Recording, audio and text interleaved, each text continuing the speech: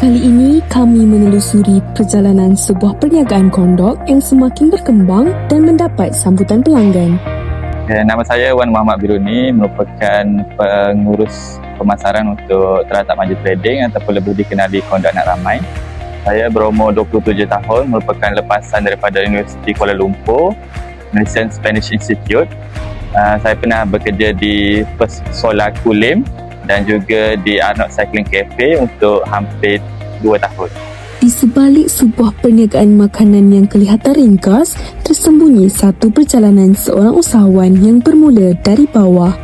Dari segi peringkat awal, sebabnya kita orang tak ada pengalaman untuk perniagaan bisnes secara komersial.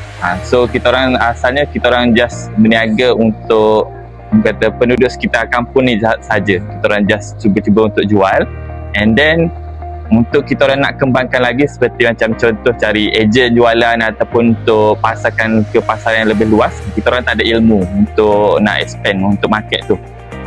Tapi pada masa sama kita orang study lah untuk kenali macam mana perniagaan melalui online, lepas tu macam mana untuk rekrut ejen. Macam tu kita orang akan perlahan-perlahan untuk besarkan sampai ke hari ini. Kejayaan tidak datang dengan mudah.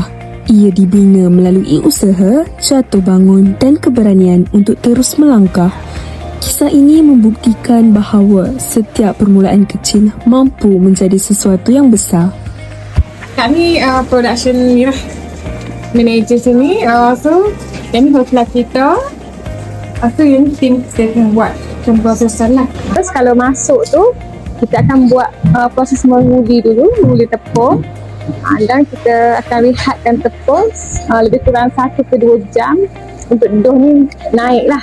Lepas tu kita akan buat proses menggoreng. Dan lepas menggoreng tu kita akan ke proses packaging kat situ. Kita seal dengan vacuum pack. Lepas tu kita akan simpan di produk siap lah. Bermula dengan langkah yang kecil, seorang usahawan berusaha membina impian melalui bidang yang diminati. Perubahan yang antara saya boleh katakan dari segi demand ataupun permintaan para pelanggan itu sendiri. Sebabnya kami memang fokus kepada pasaran online, iaitu untuk pasaran online kami saja melibatkan 85% daripada keseluruhan jualan. Dan dari segi landscape pasaran online itu sendiri dia berubah-ubah. Mungkin dalam pilihan produk kami ada 32 jenis. Untuk satu-satu produk tu perubahan ataupun transition ke arah yang baru tu memakan masa yang cepat. So kata satu produk yang terjual hari ni laku, esok belum tentu yang sama. So kita orang nak expect benda tu agak susah sikit. Sebabnya pasaran online ni dia terlampau laju untuk perubahan dari segi demand sendiri.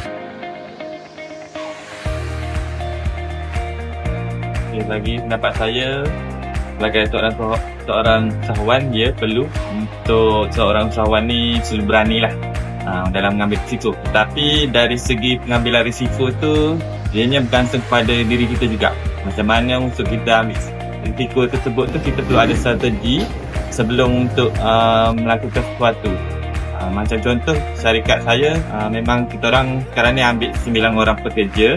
Tapi kita orang dah ada planning untuk melakukan sesuatu next future untuk planning bagi untuk tampung kos yang sedia ada ni.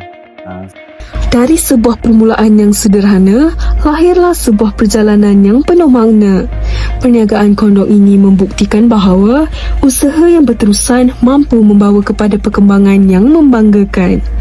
Semoga kisah ini menjadi inspirasi buat mereka yang berani mengorak langkah.